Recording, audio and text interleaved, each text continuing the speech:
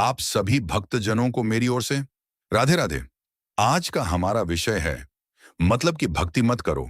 श्री प्रेमानंद जी महाराज कहते हैं, भक्ति का अर्थ केवल भगवान के सामने हाथ जोड़ना, मंदिर में जाना, माला फेरना या अपनी इच्छा पूरी होने की प्रार्थना करना नहीं है। सच्ची भक्ति वह है जिसमें भक्त भगवान को किसी स्वार्थ के कारण नहीं, बल्कि प्रेम के कारण याद करता है। जब मनुष्य भगवान के पास केवल अपनी इच्छाएं लेकर जाता है, मेरी नौकरी लग जाए, मेरा व्यापार बढ़ जाए, मेरी बीमारी ठीक हो जाए, मेरी समस्या दूर हो जाए, मुझे धन मिल जाए, मेरी प्रतिष्ठा बढ़ जाए, तो वहां भक्ति के साथ स्वार्थ भी जुड़ा हुआ होता है। इसीलिए आध्यात्मिक जीवन में एक बहुत महत्वपूर्ण बात समझनी चाहिए, मतलब कि भक्ति मत करो। ये बात किसी की श्रद्धा को छोटा करने के लिए नहीं है। भगवान से अपनी परेशानी कहना गलत नहीं है। दुख में भगवान को पुकारना भी गलत नहीं है। मनुष्य स्वभाव से अपनी समस्याओं का समाधान चाहता है, लेकिन भक्ति की ऊंचाई तब शुरू होती है जब मनुष्य भगवान से केवल लेने के लिए नहीं, बल्कि भगवान को पाने के लिए उनके चरणों में जाता है। प्रेमानंद जी महाराज के आध्यात्मिक संदेशों की भावना को समझें तो बार बार यही बात सामने आती है कि भगवान के साथ संबंध स्वार्थ का नहीं, प्रेम का होना चाहिए। जिस प्रकार सच्चा प्रेम किसी लाभ की गणना नहीं करता, उसी प्रकार सच्ची भक्ति भी लाभ हानि का हिसाब नहीं रखती। मनुष्य अक्सर भगवान को भी अपनी इच्छाओं का साधन बना लेता है। जब काम बनता है तो कहता है, भगवान ने मेरी सुन ली, और जब काम नहीं बनता तो कहता है, भगवान मेरी सुनते ही नहीं। यह कैसी भक्ति है? यदि भगवान ने हमारी इच्छा पूरी कर दी तो भगवान अच्छे, और यदि इच्छा पूरी नहीं की तो भगवान से शिकायत। यह भक्ति नहीं, बल्कि इच्छा का व्यापार है। सच्चा भक्त कहता है, हे प्रभु, मुझे वही देना जो मेरे लिए वास्तव में अच्छा है। मेरी इच्छा नहीं, आपकी इच्छा पूरी हो। यही भक्ति को स्वार्थ से प्रेम की ओर ले जाने वाला मार्ग है। एक, भगवान को साधन नहीं, अपना सर्वस्व मानो। हमारी सबसे बड़ी भूल यह है कि हम भगवान को अपने जीवन का साधन समझ लेते हैं। हमें धन चाहिए तो भगवान, हमें नौकरी चाहिए तो भगवान, हमें संतान चाहिए तो भगवान, हमें बीमारी से मुक्ति चाहिए तो भगवान, हमें किसी परीक्षा में सफलता चाहिए तो भगवान, हमें किसी व्यक्ति का प्रेम चाहिए तो भगवान। हमारी हर इच्छा के पीछे भगवान को खड़ा कर दिया जाता है। लेकिन कभी हमने यह सोचा कि भगवान से हमें भगवान चाहिए? यह प्रश्न बहुत गहरा है। अगर संसार की सारी वस्तुएं मिल जाई, लेकिन भगवान से प्रेम न मिले, तो मनुष्य भीतर से खाली रह सकता है। और यदि संसार में बहुत कुछ न मिले, फिर भी भगवान का नाम हृदय में बस जाए, तो जीवन धन्य हो सकता है। इसलिए भक्ति में धीरे धीरे यह परिवर्तन होना चाहिए। भगवान मुझे यह दे दो से भगवान मुझे अपना बना लो तक। पहले मनुष्य भगवान से वस्तुएं मांगता है, फिर भगवान से परिस्थितियां बदलने की प्रार्थना करता है, फिर भगवान से शक्ति मांगता है, और अंत में कहता है, प्रभु, परिस्थिति जैसी भी हो, मेरा मन आपके चरणों से न हटे। यही भक्ति की परिपक्वता है। दो, क्या भगवान से अपनी इच्छा मांगना गलत है? नहीं। ये समझना जरूरी है कि अपनी परेशानी भगवान से कहना गलत नहीं है। जब मनुष्य दुखी होता है तो वह भगवान को पुकारता है। यह स्वाभाविक है। एक बच्चा जब अपनी माँ से कुछ मांगता है तो माँ उसे इसलिए प्यार करना बंद नहीं कर देती कि बच्चे ने कुछ मांगा है। इसी प्रकार भक्त भगवान से अपनी आवश्यकता कह सकता है। लेकिन अंतर यहाँ है कि क्या हम केवल मांगने के लिए भगवान के पास जाते हैं?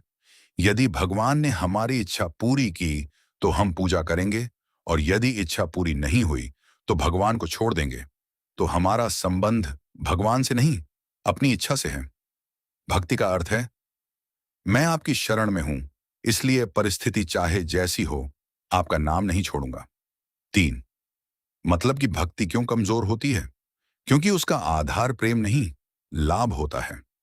जहां लाभ समाप्त होता है, वहां संबंध समाप्त हो जाता है। अगर कोई व्यक्ति केवल इसलिए आपके पास आता है कि उससे उसे फायदा मिल रहा है, तो क्या आप उसे सच्चा मित्र कहेंगे? नहीं। इसी प्रकार यदि कोई भगवान को केवल इसलिए याद करता है कि भगवान उसकी इच्छाएं पूरी करें, तो उसकी भक्ति अभी प्रारंभिक अवस्था में है। सच्चा भक्त भगवान को इसलिए नहीं छोड़ता कि उसके जीवन में कठिनाई आ गई।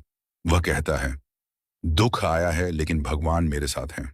सुख आया तो भी भगवान, दुख आया तो भी भगवान, सम्मान मिला तो भी भगवान, अपमान मिला तो भी भगवान, सफलता मिली तो भी भगवान, असफलता मिली तो भी भगवान। यही स्थिरता भक्ति की पहचान है। 4, भगवान से सौदा मत करो। कई लोग मन में भगवान से सौदा करते हैं। भगवान, मेरा काम हो गया तो मैं प्रसाद चढ़ाऊंगा, मेरी नौकरी लग गई तो मंदिर में दान दूंगा, मेरा व्यापार चल गया तो इतने पैसे चढ़ाऊंगा, मेरी बीमारी ठीक हो गई तो मैं इतनी पूजा करूंगा। यह भाव व्यापार जैसा हो गया। भगवान के साथ सौदा नहीं किया जाता। भगवान कोई दुकान नहीं है जहां हमने इच्छा बताई और उसके बदले पूजा की कीमत तय कर दी। भक्ति में यह भाव होना चाहिए, प्रभु, मैं आपका हूं, आप मुझे रखें या परीक्षा लें, मैं आपका नाम नहीं छोड़ूंगा। जब भक्ति सौदे से निकलकर समर्पण बनती है, तभी उसका वास्तविक आनंद मिलता है। 5, भगवान को केवल संकट में याद मत करो। मनुष्य की एक आदत होती है कि संकट आते ही भगवान याद आते हैं। दुर्घटना का डर लगा, हे भगवान, बीमारी हुई, हे भगवान, पैसे की समस्या हुई, हे भगवान, नौकरी चली गई, हे भगवान, रिश्ते में समस्या हुई, हे भगवान। लेकिन जब जीवन में सब अच्छा चल रहा होता है, तब भगवान कहाँ होते हैं? क्या भगवान केवल संकट के समय याद करने की वस्तु है? नहीं, भगवान को सुख में भी याद करो और दुख में भी। क्योंकि सुख में भगवान को भूल जाना और दुख में भगवान को याद करना ऐसा है जैसे हम भगवान को केवल आवश्यकता के समय बुला रहे हों। सच्चा भक्त कहता है, प्रभु, जब सब कुछ अच्छा है तब भी मैं आपका हूं, और जब सब कुछ बिगड़ जाए तब भी मैं आपका हूं। 6, भक्ति में प्रेम चाहिए, प्रदर्शन नहीं। आजकल भक्ति भी कई बार प्रदर्शन बन जाती है। बड़ा धार्मिक आयोजन हुआ तो तस्वीरें, मंदिर गए तो वीडियो, पूजा की तो सोशल मीडिया पोस्ट, दान किया तो उसका प्रचार। लेकिन भगवान के साथ हमारा वास्तविक संबंध कैमरे के सामने नहीं, हमारे मन के भीतर बनता है। आप कितनी बड़ी पूजा करते हैं, यह महत्वपूर्ण नहीं है। महत्वपूर्ण यह है कि पूजा के बाद आपका व्यवहार कैसा है। क्या आपके अंदर अहंकार कम हुआ? क्या क्रोध कम हुआ? क्या दूसरों के प्रति दया बढ़ी? क्या झूठ कम हुआ? क्या लोभ कम हुआ? क्या किसी का बुरा चाहना कम हुआ? क्या भगवान का नाम अधिक प्रिय हुआ? यदि भक्ति बढ़ रही है तो जीवन में उसका प्रभाव दिखाई देना चाहिए। 7, भक्ति का पहला फल मन की शुद्धि है। हम भगवान से बाहरी परिस्थितियां बदलने की प्रार्थना करते हैं, लेकिन भक्ति का वास्तविक कार्य हमारे भीतर परिवर्तन करना है। मान लो किसी व्यक्ति को बहुत क्रोध आता है। वह भगवान से प्रार्थना करता है, मेरे शत्रु को बदल दो। लेकिन भगवान शायद उसके शत्रु को बदलने के बजाय उसका अपना क्रोध कम करना चाहते हैं। कभी कभी हमें लगता है कि समस्या बाहर है, जबकि वास्तविक समस्या हमारे अंदर होती है। हम दूसरों को बदलना चाहते हैं। भक्ति हमें स्वयं को देखने की शक्ति देती है। दुनिया कैसी है से पहले मैं कैसा हूं, यह प्रश्न आध्यात्मिक जीवन की शुरुआत है। 8, सच्ची भक्ति में धैर्य होता है। मतलब कि भक्ति जल्दी परिणाम चाहती है। मैंने 10 दिन पूजा की, अभी तक काम क्यों नहीं हुआ? मैंने इतनी माला की, मेरी इच्छा पूरी क्यों नहीं हुई? मैं मंदिर गया, फिर भी मेरी परेशानी क्यों नहीं गई? यह भक्ति नहीं, परिणाम की अपेक्षा है। सच्चा भक्त समय का हिसाब नहीं लगाता। वह नाम जपता है क्योंकि नाम प्रिय है। जैसे कोई व्यक्ति अपने प्रिय व्यक्ति से केवल इसलिए बात नहीं करता कि उसे कुछ लेना है, वह बात करता है क्योंकि प्रेम है। भगवान के नाम का स्मरण भी ऐसा ही होना चाहिए। 9, भगवान की इच्छा को स्वीकार करना सीखो। भक्ति की सबसे कठिन अवस्था है भगवान की इच्छा स्वीकार करना। हम चाहते हैं कि जीवन हमारी योजना के अनुसार चले, लेकिन जीवन हमेशा हमारी इच्छा के अनुसार नहीं चलता। कभी सफलता मिलती है, कभी असफलता, कभी लोग साथ देते हैं, कभी छोड़ जाते हैं, कभी धन आता है, कभी कमी होती है, कभी शरीर स्वस्थ रहता है, कभी परेशानी आती है। ऐसी परिस्थितियों में भक्त भगवान को दोष नहीं देता, वह समझने की कोशिश करता है, इस परिस्थिति से मुझे क्या सीखना है? यही दृष्टि जीवन को बदल देती है। 10 मतलब कि भक्ति में शिकायत अधिक होती है। जब हमारी भक्ति इच्छाओं पर आधारित होती है तो शिकायतें भी अधिक होती हैं। भगवान ने मेरे साथ ऐसा क्यों किया? मेरे साथ ही क्यों? मैंने तो पूजा की थी, मैंने व्रत रखा था, मैं मंदिर जाता हूं, फिर भी मेरे जीवन में दुख क्यों है? लेकिन भगवान के भक्त का दृष्टिकोण अलग होता है। वह कहता है, प्रभु, मुझे समझ नहीं आ रहा, लेकिन मुझे विश्वास है कि आपकी व्यवस्था मेरे समझ से बड़ी है। यह विश्वास धीरे धीरे मन को शांत करता है। 11 भक्ति का अर्थ समस्याओं से भागना नहीं। कभी कभी लोग सोचते हैं कि भगवान की भक्ति करने से जीवन में कोई परेशानी नहीं आएगी। ऐसा जरूरी नहीं है।